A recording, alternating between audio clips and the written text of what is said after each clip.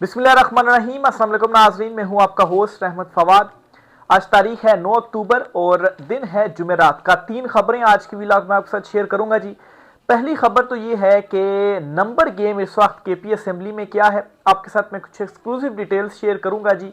और ये number game Imran Khan साहब के जो उम्मीदवार हैं, जो इमरान खान साहब ने नामजद किए हैं, सुहेल आफरीदी साहब, उनके हक में है।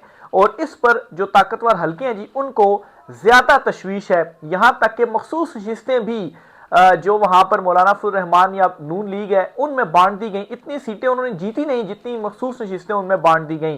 तो इस सब के बावजूद पाकिस्तान तहरीके इंसाफ की वहां पर अक्सरियत है और नंबर गेम में वो आगे हैं। इस पर कुछ एक्सक्लूसिव डिटेल्स हैं, फिगर्स आपके साथ में शेयर करूंगा। सारा डेटा मैंने कलेक्ट किया है, आपको वो बताऊंगा। दूसरे नंबर पर जी इलेक्शन कमीशन ऑफ पाकिस्तान की सिकंदर सुल्तान राजा साहब की एक हंगामी एंट्री हुई है इस सारे मामले में। और एक नोटिफिकेशन आप कहें जी उनकी जानिब से, या एलामिया कहें जी, वो उनकी जानिब से जारी किया गया है। और इस एलामिया में पूरी ये कोशिश की गई है बज़ाहिर कि पाकिस्तान तहरीके इंसाफ जो है उनके अगेंस्ट जो एक मंडियां लगाई जाती रही हैं, खरीदो फरोख्त होती रही है, वो जो है वो की जाए। ये नोटिफिकेशन क्या है और ये बात मैं क्यों कर रहा हूं जी, इस पर भी कुछ तफसीलात आपके साथ शेयर करूंगा। और आखिर में आपको बताऊंगा जी कि अली अमीन गंडापुर साहब का जो इस्तीफा है वो अभी तक मंजूर नहीं किया जा रहा। इस पर आइन क्या कहता है कि जब वो गवर्नर को भेजेंगे तो गवर्नर किस चीज का पाबंद है और ये इस्तीफा मंजूर क्यों नहीं किया जा रहा। आखिर ऐसी क्या तशवीश है इस वक्त ताकतवर हलकों में कि वो नहीं चाहते कि अली अमीन गंडापुर का इस्तीफा मंजूर हो। क्या वो ऐसा कर पाएंगे, इस पर भी एक बहुत बड़ी डेवलपमेंट हुई है, वो खबर भी आपके साथ में शेयर करूंगा। सबसे पहले तो जी हम बढ़ते हैं नंबर गेम की जानिब कि नंबर गेम इस वक्त केपी में क्या है, केपी असेंबली में कुल तादाद कितनी है। केपी असेंबली में जी 145 जो एमपीएस हैं जी केपी के अंदर, उनकी तादाद 145 है, ठीक है। और वज़ीर आला बनाने के लिए आपको कम से कम 73 जो वोट है जी वो चाहिए होते हैं। 73 वोट हों तो तब आप जो है वो केपी के अंदर वज़ीर आला आपकी जमात का बन सकता है। अभी जो सूरत हाल है पाकिस्तान तहरीक इंसाफ की और जो अपोजिशन जमातें हैं, अली अमीन गंडापुर चूंकि पाकिस्तान तहरीक इंसाफ के ही जो है वो उम्मीदवार थे और उनको जो वोट पड़े और उनके साथ जो पाकिस्तान तहरीक इंसाफ के लोग हैं और जो इस वक्त असेंबली कायम है उसके मुताबिक जी जो इस वक्त पाकिस्तान तहरीक इंसाफ है उनके पास 92 लोग हैं। यानी कि अगर आप इसको वेबसाइट के ऊपर भी जाकर देखें या सर्च करें तो इन 92 में से एक तो सुन्नी इत्तेहाद कौंसिल का मेंबर आ रहा है, उनका एमपी आ रहा है, और बाकी जो 91 हैं वो आज़ाद हैसियत में आ रहे हैं। अच्छा, आगे चलने से पहले मैं आपको इलेक्शन कमीशन के उस एलामिया के बारे में बताता चलूँ क्योंकि वो आगे डिस्कस होगा, तो पहले वो सुन लें।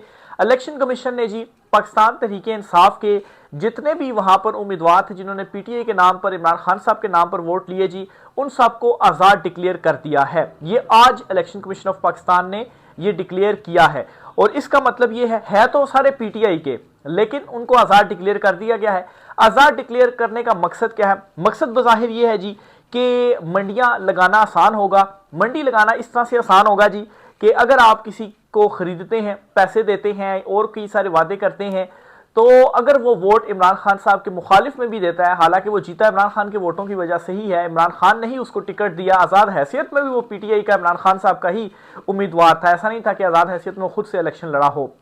तो बहरहाल जी उस सूरत में भी तो तब क्या होगा जी कि अगर आप इमरान खान के मुखालिफ उम्मीदवार जो है उसको वोट देते हैं तो आपके ऊपर वो क्लॉज नहीं लगेगी, क्लॉज फ्लोरिंग की और क्रॉस फ्लोरिंग की, और आप नाअहल नहीं हो पाएंगे। तो ये एक इलेक्शन कमीशन ने बज़ाहिर एक और मतलब इस मामले में भी सिकंदर सुल्तान राजा साहब की जानिब से जो है वो एक सहूलतकारी फ्राहम कर दी गई है कि ले जी हम आपको आज़ाद डिक्लेयर कर देते हैं, अब आप कहीं पर भी वोट दें तो आप एमपीए रहेंगे, आपको जो है वो कानूनी तौर के ऊपर आपके ऊपर कोई कदगन नहीं होगी। इसके बाद उनके लिए भी आसानी हो जाएगी, चलो जी पैसे लें या जो भी जिस तरह से पहले मंडियां लगती रही हैं, सारा जो मामला है जी वो आपके सामने है। बहरहाल वापस मैं आता हूं जी मेन नंबर गेम की तरफ। तो 92 में से जी एक तो सुन्नी इत्तेहाद कौंसिल का हो गया और 91 जो है वो इमरान खान साहब या पाकिस्तान तहरीक इंसाफ के एमपीएज हैं। लेकिन इन सब को इलेक्शन कमीशन ने क्या कर दिया जी, आज़ाद डिक्लेयर कर दिया। दूसरी तरफ जो अपोजिशन है जी, इनकी तादाद है 53।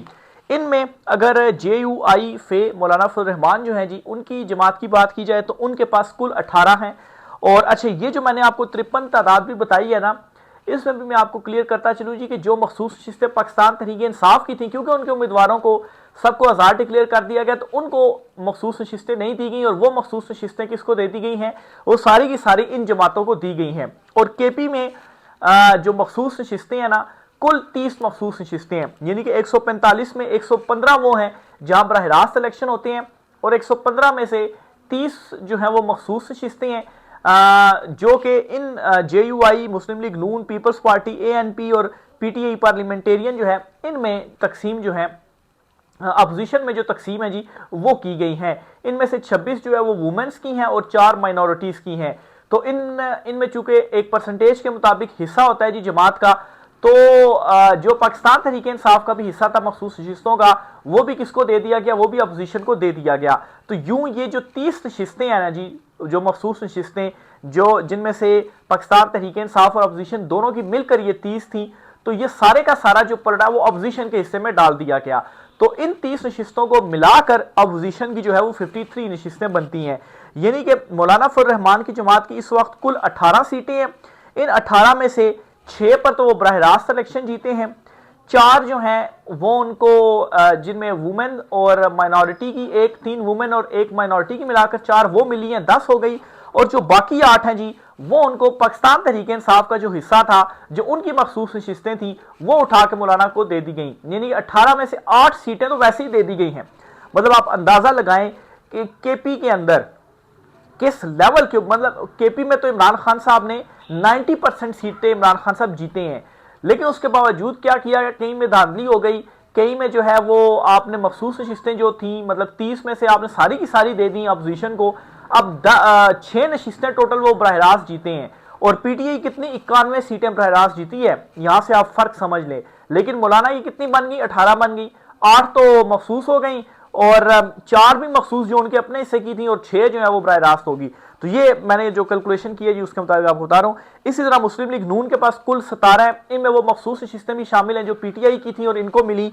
इसी तरह पीपल्स पार्टी की 10 हैं, इनमें भी वो मखसूस नशिस्तें शामिल हैं जो पीटीआई की थी और इनको मिली है, नहीं तो बराह रास्त तो ये आधी भी नहीं जीते हैं।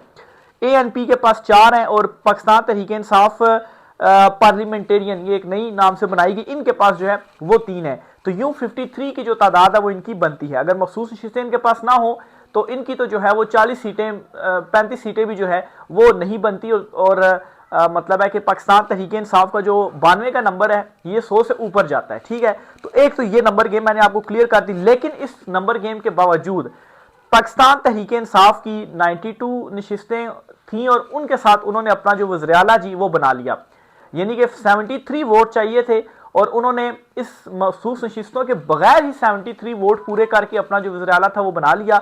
और वो वज़ीर आला कौन था जी, वो अली अमीन गंडापुर थे। अब आते हैं जी कि ये जो इलेक्शन होंगे इनमें पाकिस्तान तहरीक इंसाफ को, इसके मुताबिक तो पीटीआई की 92 पूरी हैं और अपोजिशन के पास 53 है, तो बड़ी आसानी से इमरान खान साहब का नामजद जो उम्मीदवार है वो बनता है वज़ीर आला, यानी कि सुहेल अफरीदी साहब।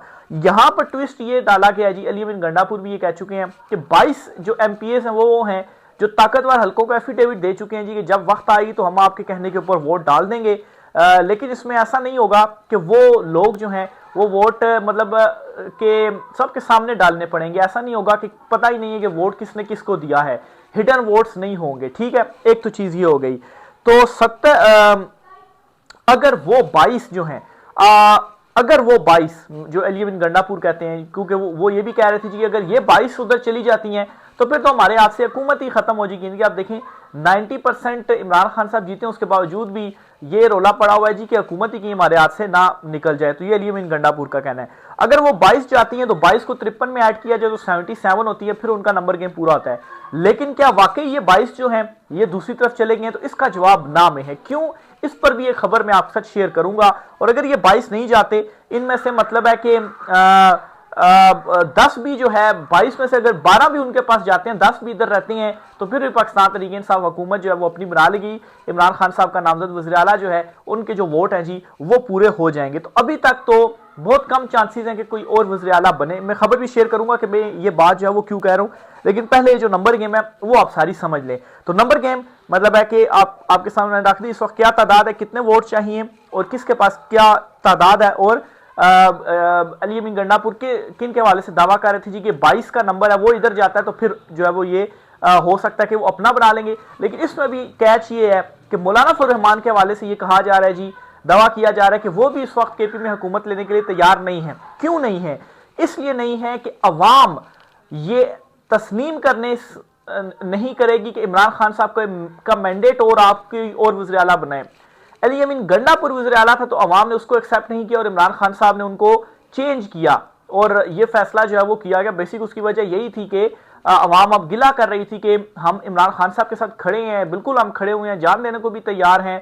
गंडापुर को भी हमने इमरान खान साहब की वजह से ही वोट दिया है, लेकिन ऑपरेशन तो चल रहा है, हमारे अगेंस्ट तो चीजें चल रही हैं, तो खान साहब इसको चेंज होना चाहिए। क्योंकि मेन जो रीजन बनी है वो यही है जी कि ऑपरेशन नहीं शायद अली अमीन गंडापुर रोक पा रहे थे।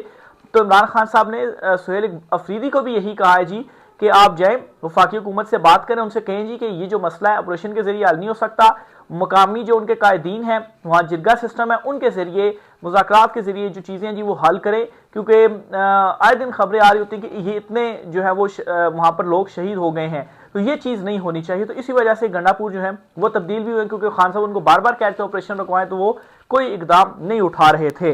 तो अवाम ये एक्सेप्ट ही नहीं करेगी। आप ये जो अगर समझते हैं ना कि ये 22 दूसरी तरफ अगर जाते हैं तो ये 22 से मतलब है कि आपको क्या लगता है कि अवाम वहां पर ये काम करने देगी? क्योंकि केपी से अगर आप इस्लामाबाद में आते हैं तो रास्ता काफी ज्यादा लंबा है, वहां पर बहुत सारे लोग नहीं भी आ सकते, लेकिन केपी के अंदर जब अवाम निकलेगी ना तो वहां पर आप लोगों को नहीं कंट्रोल कर सकते। आजाद कश्मीर की अभी रिसेंट एग्जांपल आपके सामने है। अगर आजाद कश्मीर के लोग यहां पर आना चाहते हैं ना इस्लामाबाद, तो उनके साथ भी थोड़े बहुत ही लोग होते हैं, वो सारे ना यहाँ आ पाते यहाँ पर, लेकिन वहां पर अंदर जो है वो आप तब्दीली नहीं कर सके। तो केपी में भी ऐसा ही जो है वो होगा और ताकत के जरिए कोशिश की गई। तो फिर मैं ये देख रहा हूं जी कि हालात जो है वो बहुत ज्यादा बिगड़ने वाले हैं और वहां पर फिर लोग जो है वो निकल आएंगे, वो डट जाएंगे, वो नहीं छोड़ेंगे। अव्वल तो इन 22 लोगों को नहीं छोड़ेंगे अगर ये गद्दारी करते हैं, इमरान खान साहब को धोखा देते हैं। ये अपने हलकों में किस तरह से जाएंगे, लोग तो इनको घेर लेंगे कि आपने हमारा जो वोट था हमने तो इमरान खान के नाम के ऊपर आपको दिया था, आपने क्यों धोखा और गद्दारी की इमरान खान साहब से। अब मैं आता हूं जी खबर की तरफ कि ऐसा नहीं होगा मेरे ख्याल से। और खबर जो मैं आपके साथ शेयर कर रहा हूं उसी बुनियाद के ऊपर मैं आपको ये कह रहा हूं कि ये 22 वहां पर नहीं जा पाएंगे। एक तो अली अमीन गंडापुर का जो इस्तीफा है वो गवर्नर हाउस में रुक गया है।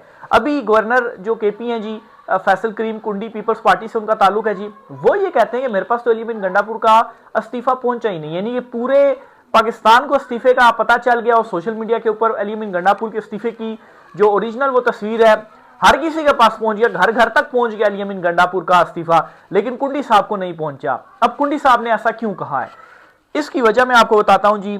आईन ये कहता है कि जिस लम्हे इस्तीफा मौसूल होता है गवर्नर केपी को, तो फिर उसके बाद क्या होगा कि जो सीएम है जी यानी कि वज़ीर आला है वो वज़ीर आला नहीं रहेगा, फिर नया वज़ीर आला का इंतखाब होना है, जो स्पीकर होगा केपी असेंबली का वो इजलास बुलाएगा, नया वज़ीर आला जो है उसके लिए वोटिंग होगी। तो बहुत सारे लोग ये भी मशवरा दे रहे हैं जैसे ही इस्तीफा मौसूल होता है साथ ही कल जो है वो आप इजलास बुला लें, टाइम ही ना दें आप ताकतवर हल्कों के वो मंडियां शंडियां लगाएं और लोगों को जो वो तोड़ेंगे, जितना टाइम देंगे जी वो तोड़ेंगे। अब जल्दी से असेंबली का इजलास बुला लें, जल्दी आपकी वोटिंग हो जाए, आपके पास नंबर गेम पूरी और अपना वज़ीर आला बना लें। और फिर इसके साथ ही जी इस्तीफा क्यों मौसूल नहीं हो रहा या इस्तीफा मौसूल किया नहीं जा रहा, इसकी एक वजह यह भी है जी जो समझ में आती है कि अभी तक जितने लोग चाहते थे कि वो मैनेज हो वो मैनेज नहीं हो रहे। जाहिर सी बात इतनी जल्दी तो नहीं हो सकते, उसके लिए टाइम चाहिए क्योंकि ये अनएक्सपेक्टेड था। ताकतवर हल्के भी ये ख्याल नहीं करते खान साहब ये कर देंगे, लेकिन खान साहब ने जो है वो ये डिसीजन ले लिया, इसीलिए तो धचका भी लगा ताकतवर हल्कों को कि ये खान साहब ने जो है वो क्या कर दिया है। तो बहरहाल जी इस्तीफा मौसूल नहीं हुआ या इस्तीफा मौसूल कर नहीं रहे, लेकिन अगर ये 2-3 दिन इसी तरह से लटका रहता है तो क्या होगा, 2-3 दिन का टाइम मिल जाएगा, लोगों को मैनेज करें, मंडियां लगाएं, जो कि पहले जो है वो होता रहा है। तो ये वो खबर है जिसकी बुनियाद में मैं कह रहा हूं जी कि नंबर गेम जो है वो इनकी अभी पूरी नहीं है। और फिर जी इमरान खान साहब के हवाले से एक और चीज भी आपको बताता चलूं कि ये दावा किया जा रहा है कि उनको शिफ्ट करके अडयाला से कैद तन्हाई में डाला जाएगा। और लेकिन इमरान खान साहब कैद तन्हाई में जाने से पहले 3 बड़े फैसले कर चुके हैं। और एक तो जी जो अपोजिशन लीडर हैं सेनेट और कौमी असेंबली के, 2 वो हो गए फैसले जी, महमूद अचकजई और अल्लामा राजा नासिर अब्बास साहब। और तीसरा और सबसे इंपॉर्टेंट वज़ीर आला केपी जो है वो सुहेल अफरीदी को इमरान खान साहब ने नामजद कर दिया है। अब खान साहब कहते तन्हाई में भी अगर उनको रखा जाता है, मुलाकातें नहीं होती, तो फिर बाहर इमरान खान साहब ने अनाउंस कर दिया, फिर सुहेल अफरीदी जाने और उनका जो है वो आगे काम जाने, और केपी के जो लोग हैं जी वो जाने कि वो कैसे अब खान साहब को वज़ीर जो है वो मुंतखब करवाते हैं और फिर उसके बाद इमरान खान साहब के लिए निकलते हैं। तो ये जी ओवरऑल सारी इस वक्त मामला चीज़ें चल रही हैं। जो भी इंशाल्लाह मजीद डिटेल्स आती हैं आपके साथ शेयर करते रहेंगे। राय का इज़हार कीजिएगा। आज की व्लॉग से इतना ही, इजाज़त दीजिए। अल्लाह हाफिज़।